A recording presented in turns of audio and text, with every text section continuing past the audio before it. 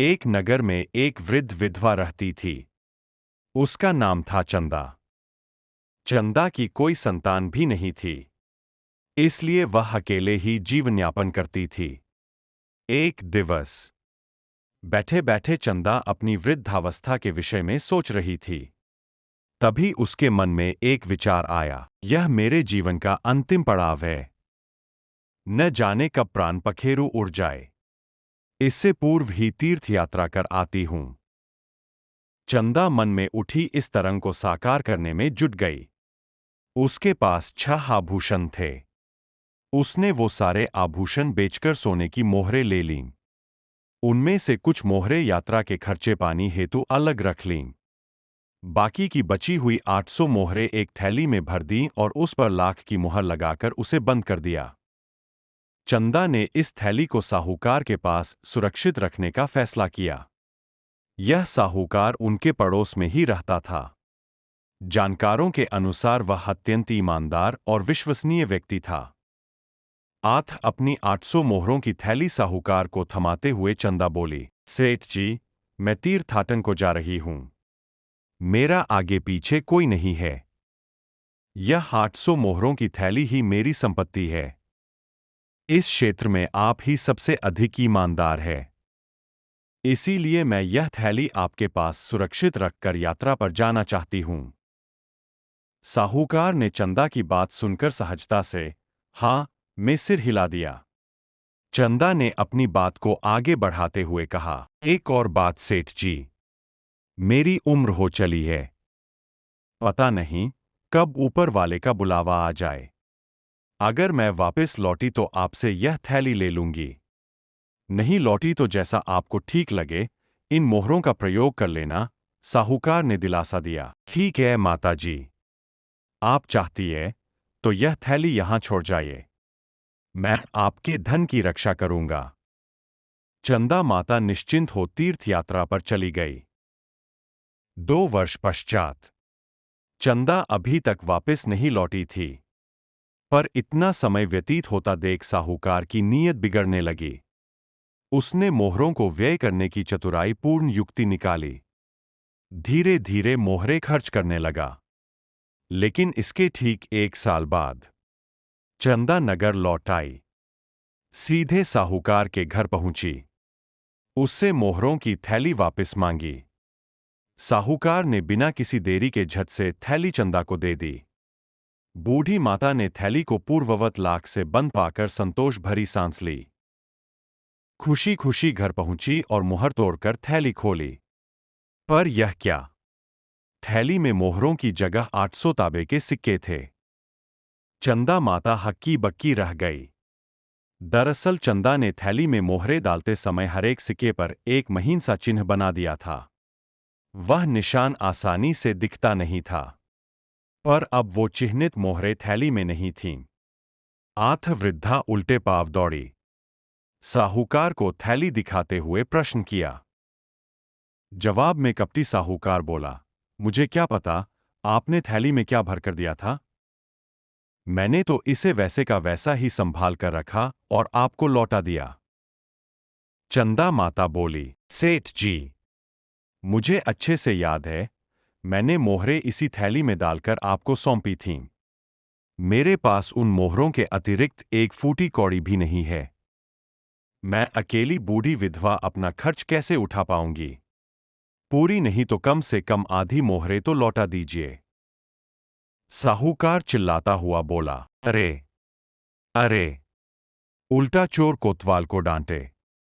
एक तो सुवर्ण की कहकर तांबे से भरी थैली मुझे थमाकर चल दी, ऊपर से अब मुझसे धन ऐंठना चाहती है।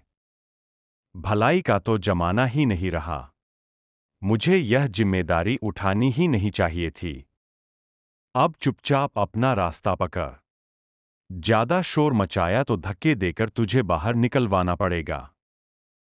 चंदा माता ने साहूकार की नीयत को भांप लिया। दुहक का पहाड़ उसकी बूढ़ी हड्डियों पर टूट पड़ा। वह अपनी अर्जी लेकर राज दरबार में पहुंची। राजा और मंत्रियों की उपस्थिति में पूरी बात विस्तार से बताई। राजा ने तुरंत साहूकार को दरबार में पेश होने का आदेश भिजवाया। साहूकार उपस्थित हुआ।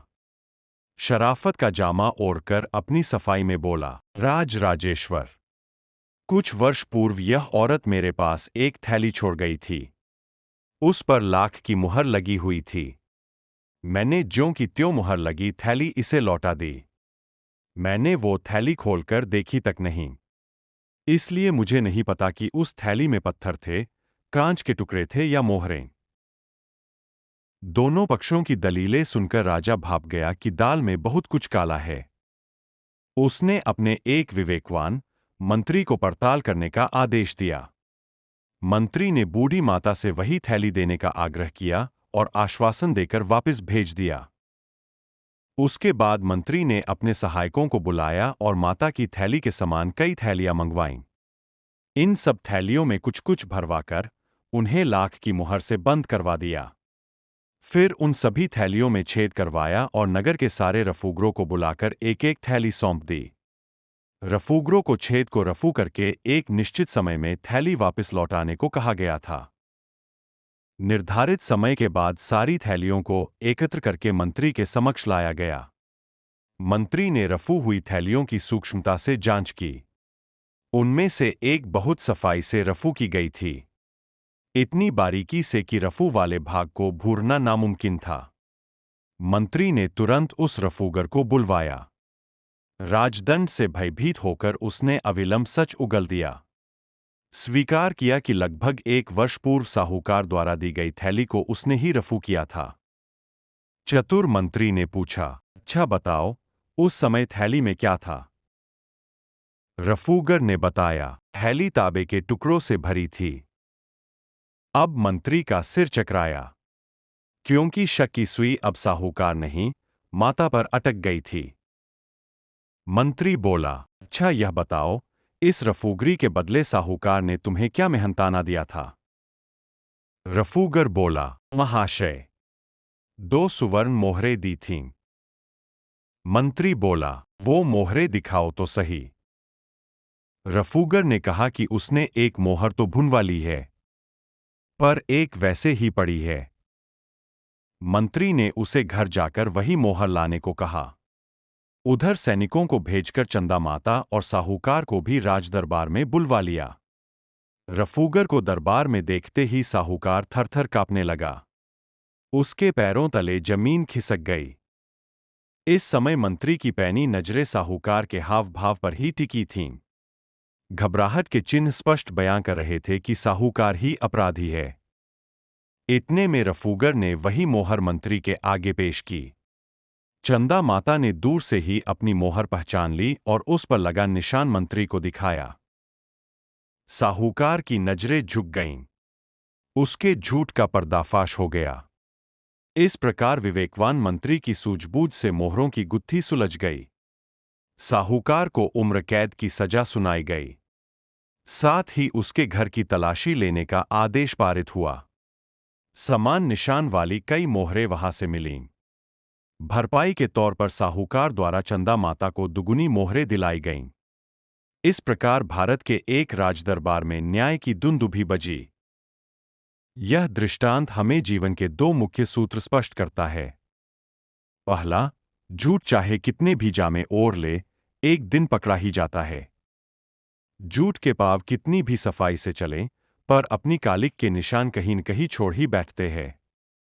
सत्य उजागर होकर ही रहता है। इसीलिए हम सदैव सत्य के पक्षधर रहें। दूसरा, सदा अपने अनुभव को ही विश्वास का आधार बनाइए। चंदा माता से यह गलती हुई कि उसने लोगों की बातों पर विश्वास करके साहूकार के पास अपनी मोहरों से भरी पोटली रखने का फैसला किया। वह स्वयं साहूकार को भली प्रकार नहीं जानती थी। उसने साहूकार के साथ पूर्व में किसी प्रकार का कोई लेनदेन नहीं किया था। इसी अनुभव के अभाव में चंदा मात खा गई। आठ मात्र इधर-उधर की बातें सुनकर किसी निष्कर्ष पर न पहुंचे। अच्छे से जांच पड़ताल करके ही किसी को विश्वास पात्र बनाइए।